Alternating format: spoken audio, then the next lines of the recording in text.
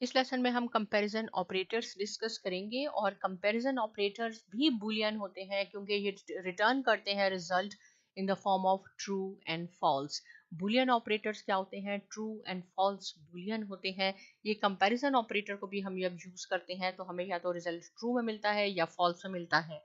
तो देखें कि ये है ग्रेटर देन, ये है लेसर देन, ये greater than equal to, lesser than equal to, ये है हमारे पास कंपेयर। जब हमने कंपैरिजन करना होता है तो हम 2 टाइम्स यूज करते हैं इक्वल टू साइन को।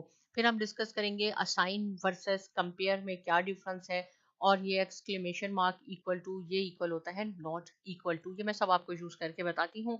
सपोज अगर मैं पहले आप लिख लूँ कि 6 इज ग्रेटर देन 7 और इसको हम एग्जीक्यूट करवाते हैं तो 6 7 से बड़ा नहीं है, ये फॉल्स आ जाएगा।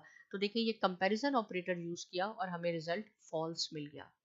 सेम थिंग अगर मैं इसको लिख लूं कि 6 इज लेस देन 7 तो ये ट्रू है और अब हमें ट्रू रिजल्ट मिल जाएगा।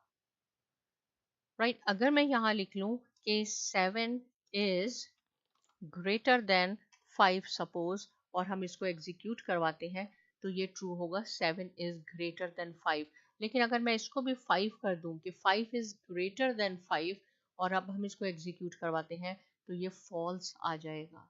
तो इसके साथ अगर मैं इक्वल टू का साइन भी ऐड इक्वल टू का भी कर दूं, इसको हम पढ़ते हैं कि 5 is greater than equal to 5, यानी इक्वल भी है 5 के, तो ये ट्रू आ जाएगा।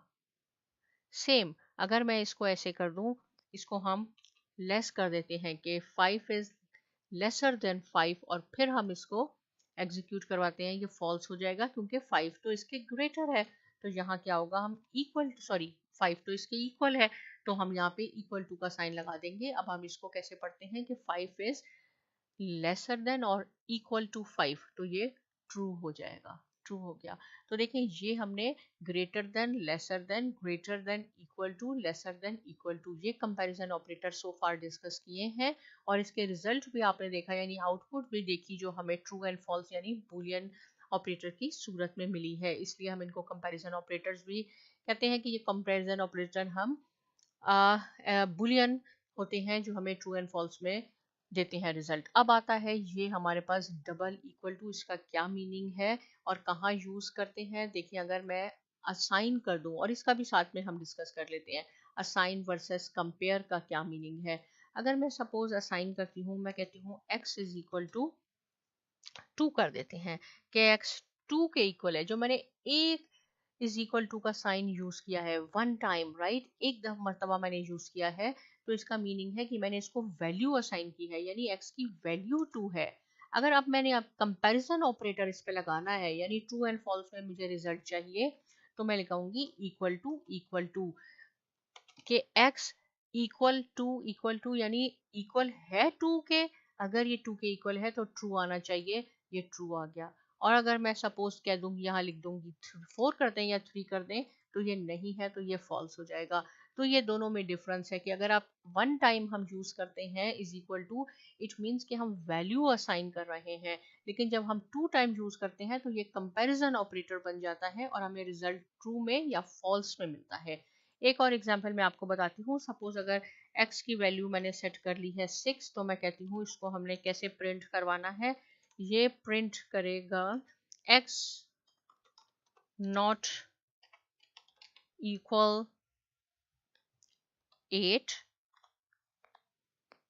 इसको हम कर लेते हैं नॉट इक्वल 8 इज, और 8 एक ये कंडीशन हम लगाते हैं, और दूसरी कंडीशन मैं लगाती हूँ यहाँ पे कि ये प्रिंट कर दे x equal 6 is, x equal 6 is x equal 6। अभी मैं आपको समझाती हूँ मैंने क्या लिखा। अगर x की वैल्यू देखें, वन टाइम जब मैंने ये यूज किया, इट मीन इसको मैंने वैल्यू असाइन किया। यहाँ मैंने कहा कि x की वैल्यू 6 है। अगर x की वैल्यू 6 है तो ये प्रिंट कर दे कि x इक्वल 6 इज, कि x जो है वो 6 के इक्वल है। यहाँ मैंने कंपैरिजन किया है x इक्वल 6, तो बिल्कुल 6 है, इसका आंसर तो ट्रू हो गया। और ये प्रिंट कर दे x नॉट इक्वल 8 इज, ये x 8 के इक्वल भी नहीं है, तो ये भी ट्रू होना चाहिए। और x exclamation mark equal to ये शो करता है नॉट इक्वल टू 8। तो हम इसको एग्जीक्यूट करवाते हैं और देखें दोनों की वैल्यू हमारे पास ट्रू आएगी। x not equal 8 is true, ये भी ट्रू है क्योंकि ये इक्वल नहीं है 8 के। और प्रिंट x इक्वल 6, ये भी ट्रू है क्योंकि ये इक्वल है 6 के। तो आप इस तरह भी टेस्ट इसका कर सकते हैं। तो इस लेसन में हमने क्या सीखा कि कंपैरिजन ऑपरेटर्स भी बुलियन होते हैं क्योंकि इससे हमें जो आउटपुट मिलती है वो ये ट्रू या फॉल्स में मिलती है और ये बुलियन ऑपरेटर है। इससे रिलेटेड कोई क्वेश्चन है आप ज़रूर पूछिए। साइमा एकेडमी को भी सब्सक्राइब कीजिए और बहुत शुक्रिया।